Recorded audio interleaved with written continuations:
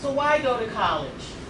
You know this already. Every bit of research says that for every bit of education after high school, it increases your income opportunities as well as employment capabilities. So students who go on to higher education, earn better pay, you know this already, and they are usually likely to engage wage-worthy work, right? Continuing education after high school is important for our generations, because for our parents, my mom was able to work and take care of us. My dad was able to work and take care of us, despite the fact that they didn't have high school diplomas. That's not the situation we find ourselves. And I know, and I spent a great deal of my research in my dissertation really getting my head around the fact that education impacts almost every other aspect of one's life. So whether you have access to health care, whether you have insurance to access that health care if it's available in your community, ways in which you are able to engage housing or not, credit history, whether it's loans or for homes or cars, whether or not you have serious nutrition choices in your home, in your community, all of that is a part of this thing called education.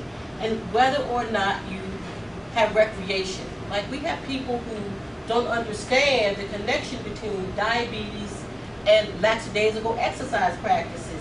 There are real connections around that. So I believe that education connects to lots of other areas, all of which are important. Again, I spent 4 years here at Rutgers, where admissions is what I did most of the time, recruiting college students to college. And for four-year institutions, there are specific requirements that students must have. 4 years of English, 2 years of lab science, foreign languages, at least 2 years of one language is what the requirement includes, as well as college prep math, Algebra 1, Geometry, Algebra 2, and it requires four-year institutions at least 16 academic units. What are some of those other units? It's history, it's literature, courses in economics and business help to support that full 16 academic units. Test scores, that nasty animal, particularly here in New Jersey, where test scores have impacts in ways that are not necessarily rational or reasonable for students, and that's Lauren saying that based on lots of years of experience. So the traditional test score requirements are for SATs or ACTs. Students who graduate less than 2 years from high school are required to have SATs or ACTs when they're applying to a four-year institution. The score requirement will vary from school to school in terms of what they ask students to have to meet the cut to gain admissions. Students who complete the GED are responsible to produce passing GED scores, but also their high school record to demonstrate what courses they did have in high school when they applied to a four-year institution. Can I ask you a question on that? Sure. So my understanding in the state of New Jersey is that there's almost no such thing as a GED, because even if you go to a program, it has the word diploma on it. Is there a difference between a GED and a diploma? There are GED programs in the state of New Jersey, one such at Camden County College, where students get a high school diploma. Okay, so they call it a GED program, but you get a high school diploma. Some programs, yes. It's possible to do that, right. Because there's a stigma that some people have, like, I don't want to get a GED, I want to have... The GED is not a walk in the park. The GED has, in my, tenure, has been revised in major ways in 2 years, and it's coming up again soon. They put it off. The Obama administration put it off because of the NCLB fight. So one fight at a time around education, perhaps. But the GED is no walk in the park. Students who leave high school, 10th and a half, 11th grade, aren't going to walk into a GED center necessarily one time and walk away a winner. That's not likely to happen for students in our neighborhoods, right? The GED test and the kinds of areas for which students must pass the HESPA or the ISA, whichever, and those are upper level proficiencies that need to be demonstrated. So a student who hasn't stuck around at least to 11th grade, maybe showed up for 12th for some part of it, is not necessarily going to be equipped to walk into a GED center and walk out a winner, right? The college just began a new effort, high school to college. It's going to come under Dean Divins. You may be aware of this, where they're trying to attract Camden City dropouts to engage in a program where they're going to have access to the GED program in a college environment that provides lots of supports around barriers, the kinds of things where students, probably walked away from school. Personnel who are sensitive yet qualified to the population. You know what I mean? Don't they have classes now? Isn't it different? Because I took mine 10 years ago. I got my GED 10 years ago, so I had to start in Camden County before I could get into Rutgers. But I was told that I was like taking the last of the tests, like, because where I did walk in and just pass the test.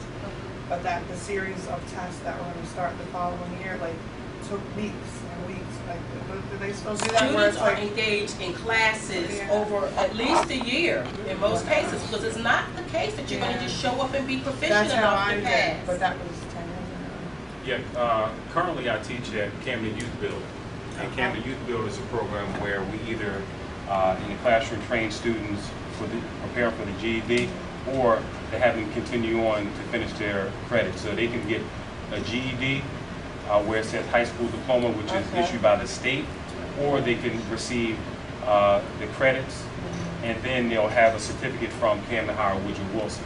So there's a 2 tracks or 2 options, but again, Dr. Hill is correct in regards to having to take classes, because our students are with us for at least 10 months before they actually are prepared to take the test. Because it's not that easy. GED test is not easy. Yeah, that's what I said when I took it. She said that. She said, "This is it, guys. If you don't pass this, the next round at start." And that was like, I said 10 years ago. So it's changing. So, but I haven't kept up with it. And when it's revised, you start all over again. So even if you have proficiencies in certain of those subject areas, those go away and you start the game again. So I was kind of happy when they prolonged this new implementation of the revised GED, because students who are in the pipeline who need 4 points in math, let's say, will begin again the game anew when it's revised. I have a question. Where do you go to take the GED? Like, how do you get into a GED program? Where are they offered? Is it your high school, or you have to look at it outside? The colleges and outside programs. Where do you go? I have it, Dr. Hill, right to your left. I have a piece of paper. It's a single sheet. Yeah, that one right there on top. That's one program. Genesis School of Business, 1000 Atlantic Avenue. And they have open enrollment. So the high schools don't offer GED programs? No. Okay. Once you're out, you're out. So Tarika, and I'll talk about this in my presentation, but I'm going to have, I'm not going to have all the information for you today, but what I'll have on the website, and you'll have on paper a list of all those resources that students have available. Okay. There are fewer and fewer of GED sites in and around the city. That was an area for which they cut, about 6 or 7 years ago, unfortunately. And at Camden County College, I think they have 60 seats a year. It's Carol Dance program. Yeah, it's a pretty low number Right. compared to the population that needs it.